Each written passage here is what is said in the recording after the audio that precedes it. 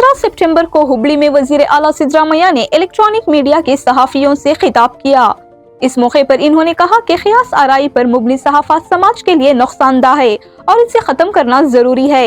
ये program Karnataka electronic media journalist association के इफ्तिताह के मौके पर मुनअक़द हुआ, जहां वजीर आला ने एसोसिएशन का लोगो भी जारी किया। अपने खिताब में सिद्धरामैया ने कहा कि अपने लंबे सियासी करियर में इन्होंने कभी मीडिया से ये नहीं कहा कि वो इन्हें किसी खास तरीके से पेश करें। यहाँ तक कि जब इनके बारे में बार बार झूठी खबरें चलाई गईं, तब भी इन्होंने चैनल से सवाल नहीं किया। इनका कहना था कि मीडिया से इनकी सिर्फ एक ही उम्मीद है और वो है सच्चाई। इन्होंने एक मिसाल देते हुए कहा कि कुछ चैनल्स ने सिर्फ इस बात पर बड़े बड़े मुबाहिसे करवाए कि एक कौवा इनकी गाड़ी पर बैठ गया था और इसमें नजूमियों को भी शामिल किया गया। बाद में ये सब झूठा साबित हुआ।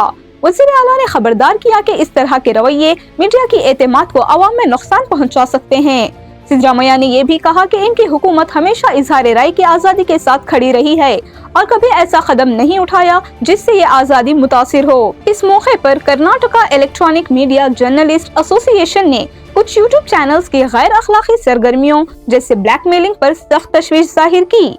एसोसिएशन ने कहा कि ऐसे चैनल समाज के लिए लानत हैं और सहाफत की इज्जत के लिए खतरा हैं, इसलिए इनके लाइसेंस लाजमी होना चाहिए।